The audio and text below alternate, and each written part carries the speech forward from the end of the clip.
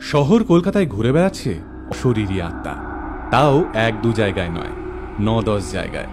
তবে অশরীরী আত্মা আছে কি নেই সেটা তর্ক সাপেক্ষ, কিন্তু কলকাতায় থাকা মানুষদের মতে রাত নামলে এইসব জায়গায় পা রাখলেই নাকি হাড় হিম হয়ে যায়, মেরুদণ্ড দিয়ে বয়ে যায় হিমেল স্রোত। চলুন আজকের ভিডিওতে জেনে নিই শহর কলকাতার এমন কিছু গা ছমছমে ভুতুড়ে জায়গার কাহিনী।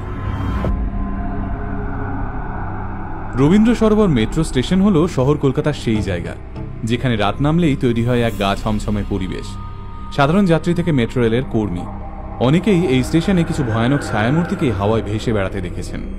এই স্টেশনের টানেল থেকে নাকি প্রায়ই ভেসে আসে কোনো শিশুর কান্নার শব্দ। ভিড়ের মধ্যেও এই স্টেশনে ভূতের উপস্থিতি টের পেয়েছেন বহু মানুষ, তাই রাত নামলে অনেকেই এই স্টেশনে পা রাখতে ভয় পান। কিন্তু কেন এই স্টেশনে এত ভূতের উপদ্রব? শোনা যায় এই রবীন্দ্র সরোবর স্টেশনেই বহু মানুষ মেট্রো রেলের সামনে ঝাঁপ দিয়ে প্রাণ দিয়েছেন। তারাই নাকি আজও অতৃপ্ত হয়ে ঘুরে বেড়ান এখানে। উত্তর কলকাতার পুতুল বাড়ি হলো শহর কলকাতার সবচেয়ে রহস্যজনক একটি বাড়ি। একসময় নাকি এই বাড়িতে এক ব্যবসায়ী বাবু থাকতেন। সেই বাবু এবং তার দলবল এই বাড়িতে প্রচুর মেয়েকে তুলে নিয়ে এসে তাদের সর্বনাশ করতেন। তাদের মধ্যে কেউ প্রতিবাদ করলে সেই মেয়েকে মেরে পুঁতে দেওয়া হতো এই বাড়ির নিচে। সেই সব মেয়েরাই নাকি আজও ঘুরে বেড়ায় এই বাড়ির আনাচে কানাচে। তাদের কান্নার আওয়াজ নাকি আজও শোনা যায় গভীর রাতে। তবে স্থানীয় মানুষদের মতে ওই বাড়িতে কোনো ভূত নেই, কিন্তু অনেকেই মনে করেন ভূত আছে শুনে প্রচুর মানুষ ওখানে যেতে শুরু করায় পাড়ার লোকেদের অসুবিধে হতে থাকে, তাই তারাই রটিয়ে দেন এই বাড়িতে কোনো ভূত নেই। এবার কোনটা সত্যি কোনটা মিথ্যে তা আমরা বলতে পারবো না। হাওড়া ব্রিজের নিচে মল্লিকঘাট ফুলবাজারে যারা নিয়মিত যাতায়াত করেন তাদের অনেকেই বলেন ওখানে একটা ঘাটে রাত নামলেই নাকি একজন মহিলার কান্নার শব্দ ভেসে আসে। অনেকেই নাকি ভোর রাতে ওই ঘাটের জলে দুটো হাত দেখতে পেয়েছেন, যে হাত দুটো জলের নিচ থেকে অবিকল মানুষের মতো কাছে ডাকে। স্থানীয় মানুষদের কথায় যে ওই ডাক শুনে ওই হাতের দিকে এগিয়ে যায় সে গঙ্গায় তলিয়ে যায়, আর ফিরে আসে না। ভুতুড়ে জায়গা হিসেবে শহর কলকাতার ন্যাশনাল লাইব্রেরিরও বিরাট দুর্নাম রয়েছে। এখানে পড়াশোনা করতে আসা প্রচুর মানুষই নিজের ঘাড়ের কাছে কোনো অশরীরী নিঃশ্বাস অনুভব করেছেন।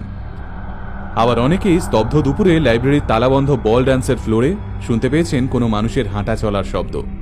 মানুষের মতে লর্ড মেটকাফের স্ত্রীর আত্মাই নাকি এখনও অতৃপ্ত হয়ে ঘুরে বেড়ায় ন্যাশনাল লাইব্রেরির অন্দরমহলে। আকাশবাণীর পুরনো অফিস গার্স্টিন প্লেসে নাকি আজও অশরীরী আত্মার দেখা মেলে। রাত গভীর হলে অনেকেই এখানে এক সাহেবকে উবু হয়ে কাজ করতে দেখেছেন। আবার কেউ কেউ মধ্যরাতে রেকর্ডিং রুমের বারান্দায় দাঁড়িয়ে গান শুনতে দেখেছেন এক অশরীরীকে। রাত নামলেই নাকি এখানকার নানা স্টুডিও থেকে ভেসে আসে বাদ্যযন্ত্রের সুর, আর সেই বাদ্যযন্ত্রগুলো নাকি কোনো মানুষ বাজায় না।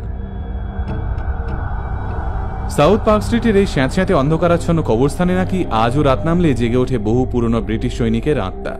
তবে অনেকেই নাকি বৃষ্টির দুপুরেও ঘাড়ের কাছে এইসব ইংরেজ অশরীরীদের নিঃশ্বাস টের পেয়েছেন। কে বলে শুধু প্রাচীন জায়গাতেই ভূত থাকে?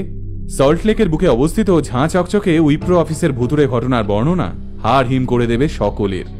এই অফিসের 3rd ফ্লোরে নাকি দুপুরবেলাতেও কর্মীরা একা একা বাথরুমে যেতে ভয় পায়। কাচের মধ্যে অশরীরীর ছায়া, হাঁটার সময় পিছনে কারো অস্তিত্ব টের পাওয়া, প্রায়ই নাকি এখানে এমন গা ছমছমে ঘটনা ঘটে। বলা হয় এক কবরস্থানের জমিতে এই অফিসটি তৈরি হওয়ার ফলেই নাকি এই বিপত্তির সূচনা।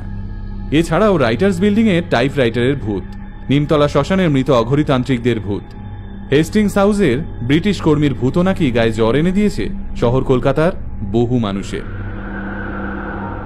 তবে আদৌ এইসব জায়গায় ভূত আছে কিনা তা আমরা নিজেরা পরখ করে দেখতে যাইনি।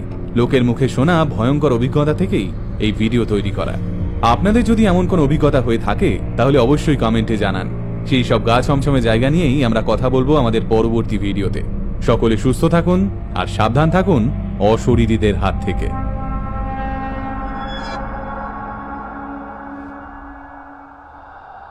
এমন আরো ইন্টারেস্টিং ভিডিও দেখতে আজই ফলো করুন আমাদের পেজ আল্টিমেট মোটিভেশন। আমাদের একমাত্র YouTube channel ultimate motivation official subscribe করতে ভুলবেন না কিন্তু। আল্টিমেট মোটিভেশন, বাংলায় মোটিভেশন, বাঙালির মোটিভেশন।